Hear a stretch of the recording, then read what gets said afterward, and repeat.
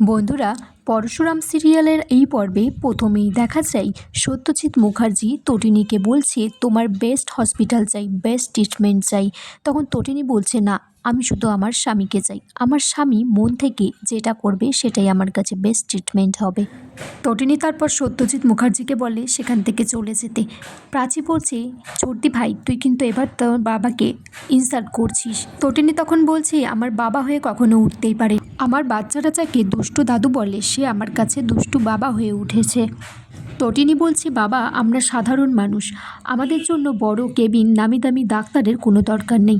এই হসপিটাল থেকে আমার মতো অনেক রুগী আছে যারা সুস্থ হয়ে বাড়ি ফিরে এসেছে, তাই তুমি প্লিজ এখান থেকে চলে যাও। সত্যজিৎ মুখার্জি বলছে ঠিক আছে আমি চলে যাচ্ছি, কিন্তু দরকার পড়লে বলো 2-5 লাখ টাকা দিয়ে দেব। তখন পরশুরাম বলছে 2-5 লাখ টাকা আমাদের লাগবে না, আপনি বরঞ্চ আপনার কাছে রাখুন। কবির আমার 2 বাচ্চাকে কিডন্যাপ করিয়েছে, সেই সুযোগে বিজিত আয়ুষীকে নিয়ে তার শীতেতে সিঁদুর দিয়ে পালিয়েছে, তারা যখন ফিরবে ওই টাকাটাই তাদের কাজে লাগবে। তটিনী তারপর পরশুরামকে বলছে আমার বাবা যা যা বললো কিছু মনে করো না।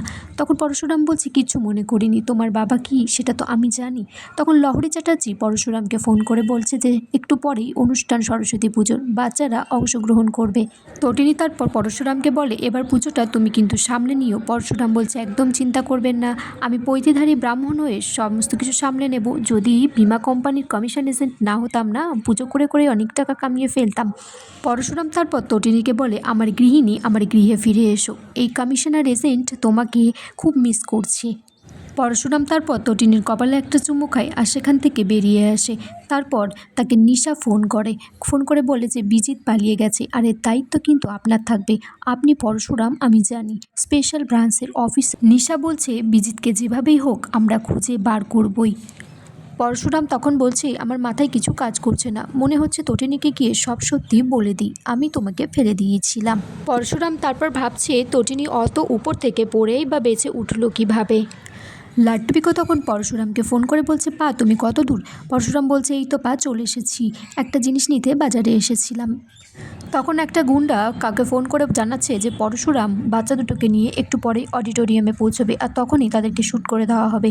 এদিকে লাড্ডু পিকোর স্কুলে বাণী বন্দনা শুরু হয়েছে। তাদের স্কুলের প্রিন্সিপাল ম্যাম লহরী চ্যাটার্জি মা সরস্বতীর উদ্দেশ্যে বাণী বন্দনা করছে। তখনই সেখানে শীতল এসেছে। বিজিত তখন শীতলকে ফোন করে জানে যে কোনো রকম অসুবিধা হয়েছে কি ঢুকতে ভিতরে। তখন শীতল বলছি যে আমাকে আটকাই এমন কেউ নেই। শীতল তখন বলছে you know Sheetal and smoking both are injurious to health. তখন সেখানে বাচ্চাদের অনুষ্ঠান পর্ব শুরু হয়েছে, তারা একে একে নাচ গান করে অংশগ্রহণ করেছে। লাড্ডু পিকু তখন একজন গুন্ডা লাড্ডু পিকু আর পরশুরামের উপর বন্দুক টার্গেট করে তাদেরকে গুলি করবে বলে। আর এখানেই আজকের পর্ব শেষ হয়ে যায় বন্ধুরা।